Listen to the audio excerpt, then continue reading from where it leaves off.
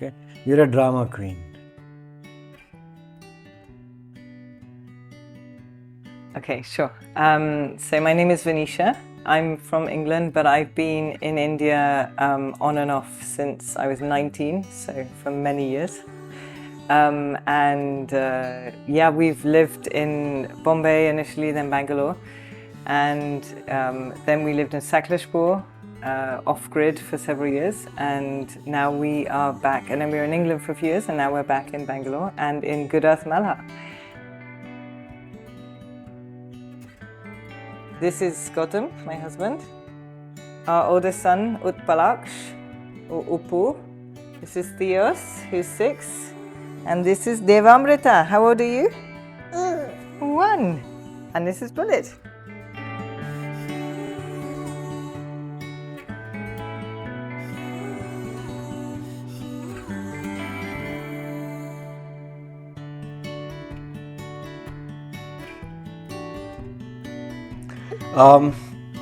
So I grew up, I'm essentially a South Indian, but who grew up in the North.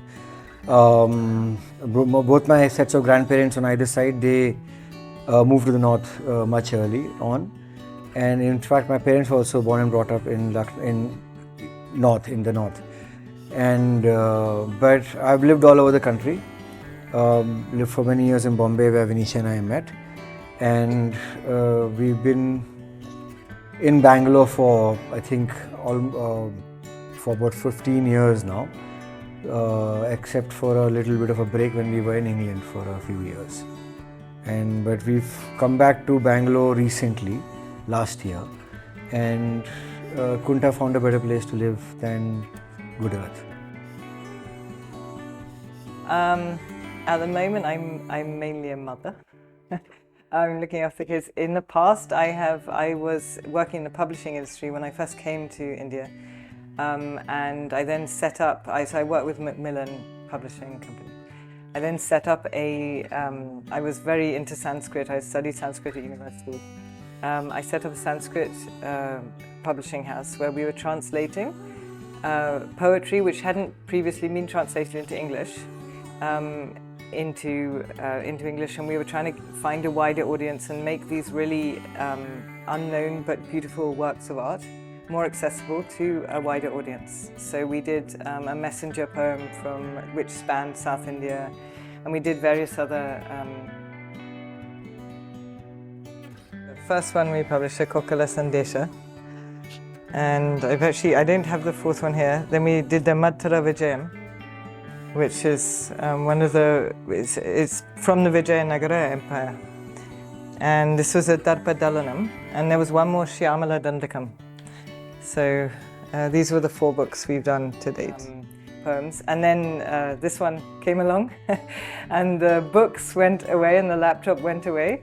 And we then went and lived off-grid, and we did a lot of permaculture and sort of tried to live sustainably, self-sufficiently in the jungle. So that was amazing. And then another one came along, then another one, and now we're here. So essentially, I create brands for a living.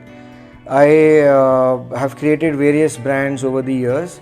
Design is my weapon of choice, has been my weapon of choice for my career. So if you shop on Myntra.com, if you ever come across a brand called Roadster, if you come across a brand called HRX, Wrong, Cook and Keech, Master Harbour Dress, they've come from here, building something in the space of art meets design kind of a thing. I think in this country there is a need to bring art and the artist, keep them at the forefront, but over here there are some such beautiful creations, but the artist never gets the credit. I'm also an accidental venture capitalist. I created Cult Sport, the brand. We've had friends who have been living here for like the last 4 or 5 years, and they said to us, right when they moved here, they said, you guys should come see this place, you're going to love it and you're going to want to move here. And they said, this place is like what you have in Sakleshpur, but it's in the city. So we said, I can't believe that can be true. And then when we came back, when I was pregnant with this one, they again said, come and visit us at least, see the place. So we came, And then we're like, wow, actually this is something really special, and this actually allows us to lead the kind of life we want to lead while still being in the city, because the problem for us of being in second floor is that Gautam still had to work and he still had to be in the city, so we were having to live partly separate lives. We could only be together on the weekends, so it wasn't ideal from that perspective. Here it's like the best of both worlds, because it's green enough. It's not just green enough, it's not too manicured. The kids can be outside, they can go get dirty and muddy, they can get wet in the rain, all of those things. They basically are outdoors all the time that they're here, which is great. That's how we feel.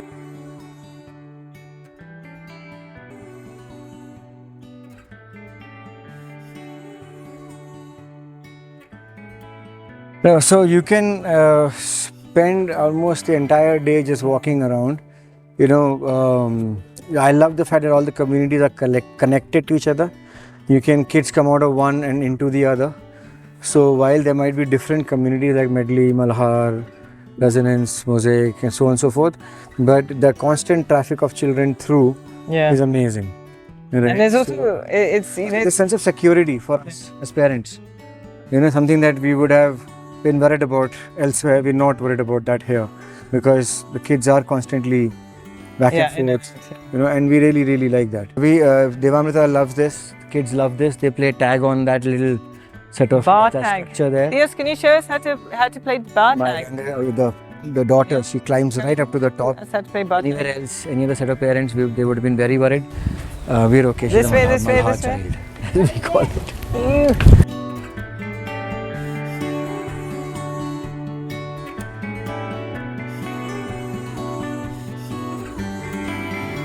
And the community encourages that. To me, that's the biggest thing.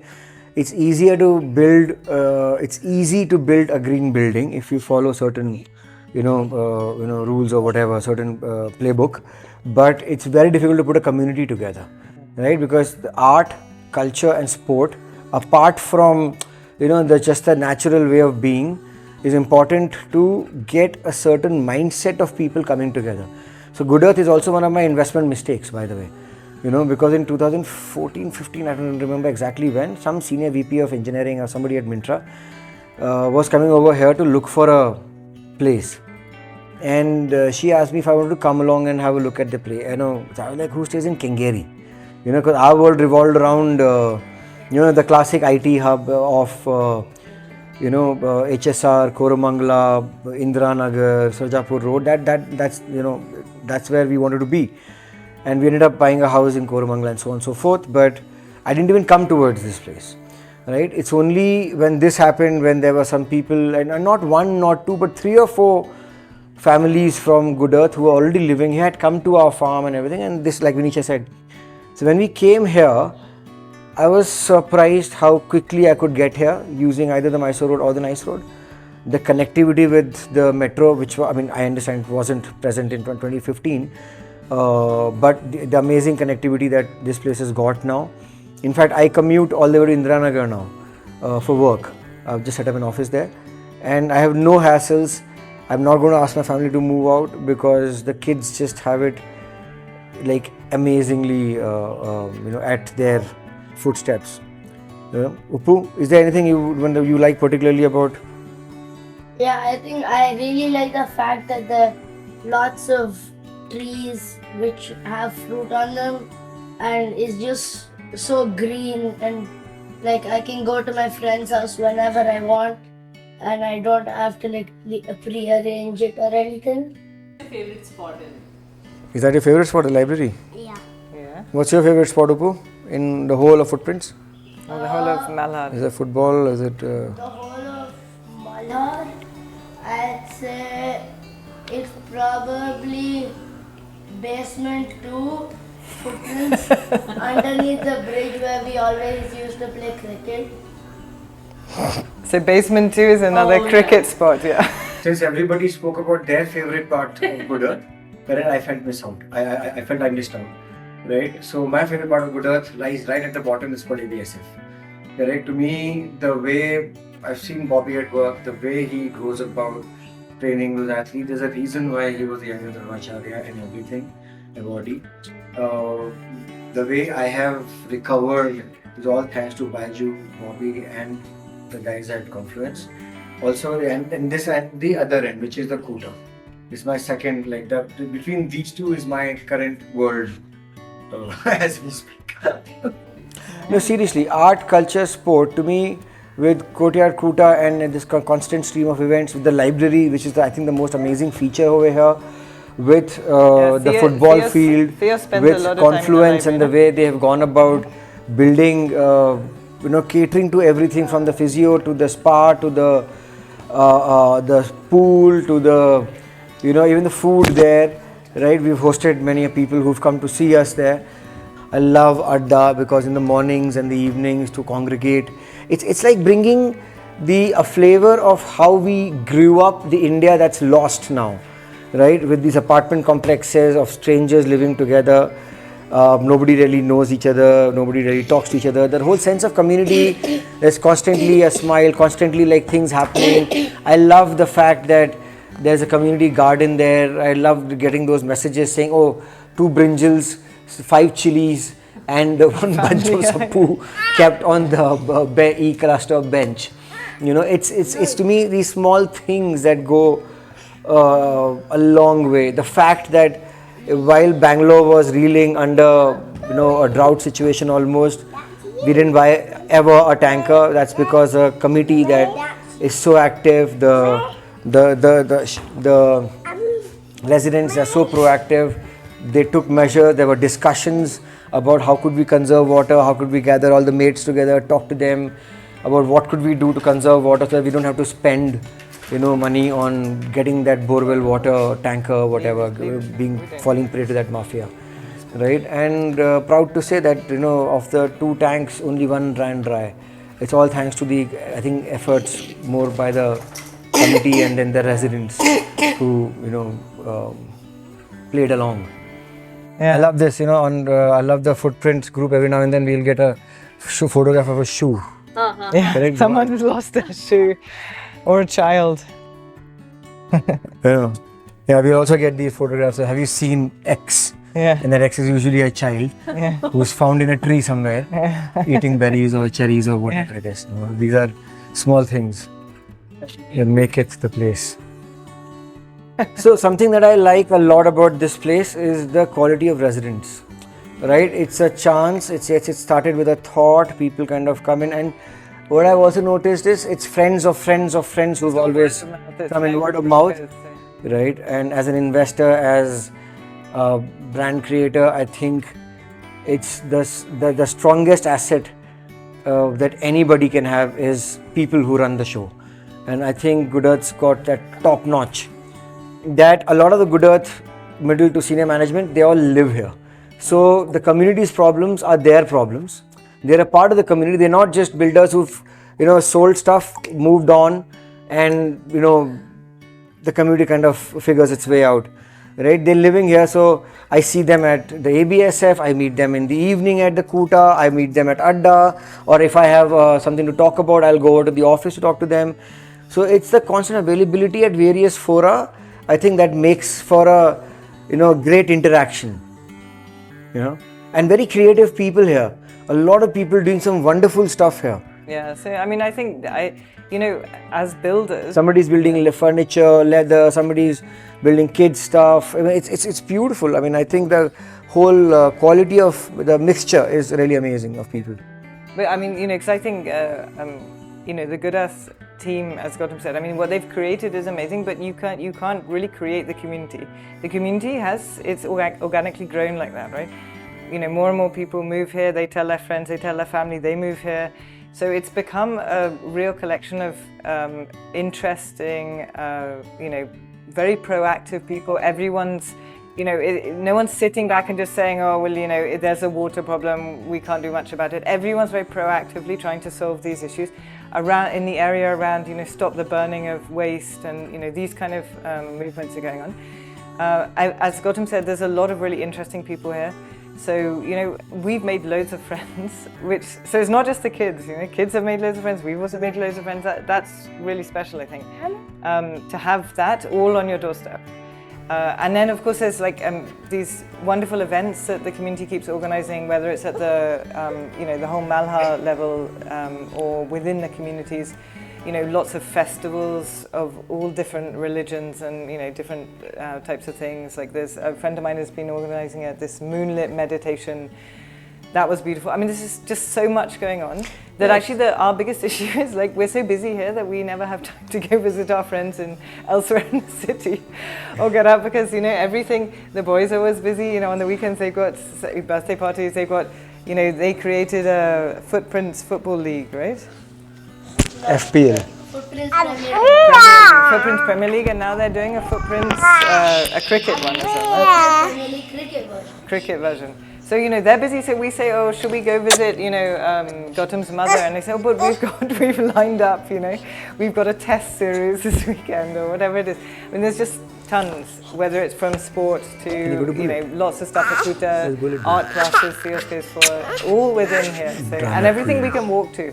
That's lovely. We love having to, if I, you know, don't have to get in the car to go somewhere, it's fantastic. We can walk or cycle everywhere. So, yes, Theos wanted to say something. Yeah. Then, now that we are back, and again, GoodEarth, why does GoodEarth shine? Because it's surrounded by the very progressive schools, I might say that. Of nothing against the standard schools or, you know, good for those who go there, but and we turned out fine, so I'm sure they'll also turn out fine. It's just that it's in shooting distance of some great institutions, right? Alternative thinking, alternative thought.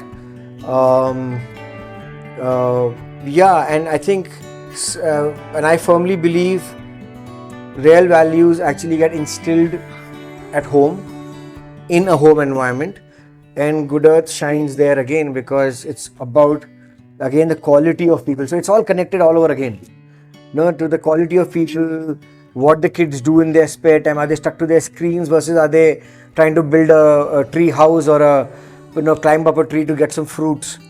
You know, I think all those things add up, you know, all over again. Whether schooling, you know, when my friends come visiting, so one friend once commented, you know, I was showing him around, taking him to ABSF and everything. He's the CEO of Culfred, and he asked me a question saying he spotted many barefoot children on cycles walking back from the pool over here. He's like, I see a lot of barefoot children. Is there something to it? I said, then I was like, that's the children of Malhar, you know, and that to me, I couldn't say, I don't know what to say because it's just the way they are here, you know. Something that I was saying to somebody the other day, that luxury does not need to mean marble, right, or Italian fittings, right? Luxury is space, luxury is reviving old, so the kind of architecture, the kind of bricks and not concrete blocks. The kind of balcony, the kind of art infused in small things like the design of the balcony or the pergola or various small little things, right? To me, that's luxury. You know, luxury is having a lot of plants around you.